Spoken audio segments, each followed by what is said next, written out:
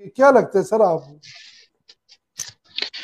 देखिए उस्मान, आम आदमी को तो इन बातों का पता नहीं होता, लेकिन खास जी आदमियों को इन बातों का पता होता है कि मुशर्रफ का मार्शल्ला था, जी और मियाँ साहब को एग्जाइल में जाना पड़ा था, और नून लीग की क्यादत जावेद हाशमी के पास थी।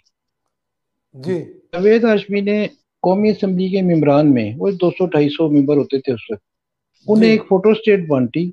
उसमें ये लिखा हुआ था कि अगर ये सारे फैसले कू हो चुका था, मुशर्रफ साहब गवर्नमेंट में आ गए थे, उन्होंने कहा जी कि अगर ये सारे फैसले एक फर्द वाहद नहीं करने हैं, तो हम यहाँ पे 300 आदमी क्या ड्रामा करने बैठे हुए हैं। और इस किस्म की बातें थी उनकी मार्शल्ला के खिलाफ। जी कोई बगावत नहीं थी, और कोई उसके अंदर कोई ऐसी बात नहीं थी, लेकिन उन पे बगावत का मुकदमा बना, उन्हें जी उठा के जेल में डाला, वो सारा साल जेल में रहे, उनके साथ बहुत शदीद तशद्दुद हुआ। एनी शायद मौजूद हैं जिन्होंने मार पड़ते देखी, और मार के खाने के बाद रोड के ऊपर गिरते हुए मैं आपके प्रोग्राम में उन्हें खड़ा कर दूंगा, जो उस वक्त स्टाफ में थे, जो मारने वाला स्टाफ था। जी बहुत ज्यादती हुई उनके साथ। शहबाज गिल साहब ने जो बात की है ना, उससे 1 करोड़ गुना ज्यादा उन्होंने बात की। आप उसके सारे स्टेटमेंट को सुने, मैंने सुना 3 दफा, एक ही नशिस्त में उसने जी एक राइटिंग डॉक्यूमेंट पढ़ के सुनाया है। वो पढ़ने में उसे पता था कि मुझे कोई कट नहीं करेगा एंकर, मुझे कोई बात नहीं रोकेगा। मैं आपके साथ बात कर रहा हूँ, मैं कोई बात करता हूँ मुल्क और कौम के खिलाफ, तो आप मुझे रोकेंगे, और अगर बिल्कुल मैं नहीं रुकूंगा तो आप वहां से आवाज म्यूट करेंगे, बंद करेंगे कि यार ये आदमी क्या कह रहा है, मुल्क के खिलाफ बात कर रहा है, फौज के खिलाफ बात कर रहा है, तो बिल्कुल आपका हक है कि आप इस बात को रोकें। उसे पता था मुझे कोई नहीं रोकेगा, उसने एक राइटिंग में था, और वो पुलिस स्टेशन में ये बता चुके हैं कि सारी हकीकत वो खोल के दे चुके हैं। उसके बाद आज उन्हें रिमांड पे भेजा गया है। अब वो जेल चले गए हैं, वो थाने में नहीं है, जी और ट्रायल अभी उनका होना है। वो एक पढ़ा हुआ डॉक्यूमेंट था, लिखा हुआ डॉक्यूमेंट था, जिसको उन्होंने वहां पे पढ़ा है। वो लिखने वाले कौन है ये चाहिए इन्वेस्टिगेशन इदारे को। शहबाज गिल साहब का एक मोबाइल था।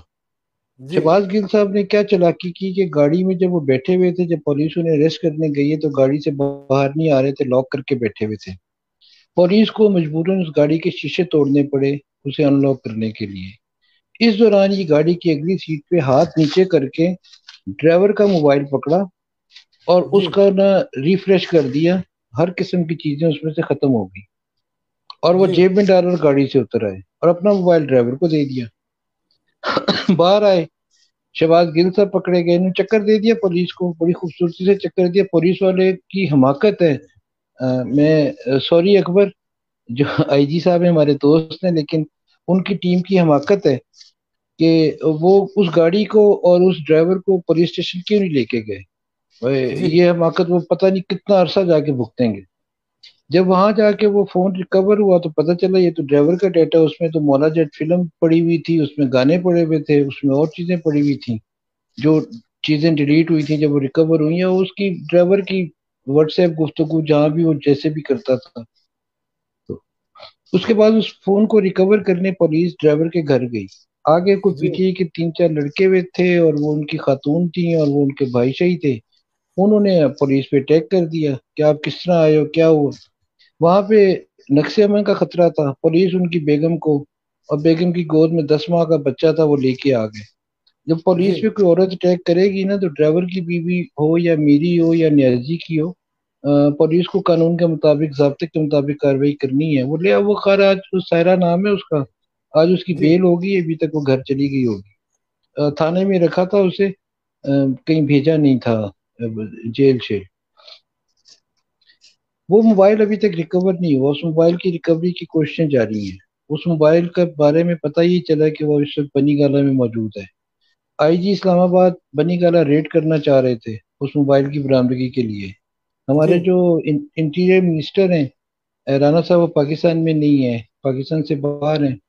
उन्होंने आज फोन करके आईजी इस्लामाबाद को मना किया कि आप रेड ना करें, जो अंदर लोग हैं उनसे बात करें, और गुफ्तो शनीद से इस मसले का हल निकालें, और उन्हें कहें कि मोबाइल दे दें। अगर वो मोबाइल सीधे तरीके से नहीं देते हैं और फोर्स इस्तेमाल करनी पड़ती है, तो मेरे अगली जी इंस्ट्रक्शंस का इंतजार करें, और भी आप कोशिश करें कि बातचीत से ये मामला हल हो जाए।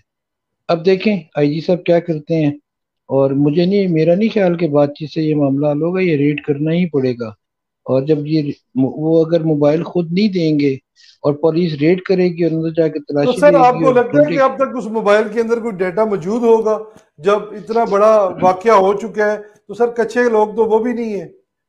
जिस दिन ये मोबाइल पैदा हुआ था ना, जी। उससे पहले का डाटा भी उसमें आ जाएगा। अब साइंस बहुत तरक्की कर रही अच्छा। है। हाँ जी। ठीक हो गया जी। मैं यहाँ पे ना एक ब्रेकिंग न्यूज आप दे दूं, दूसरी गिरफ्तारी की तैयारी मुकम्मल है।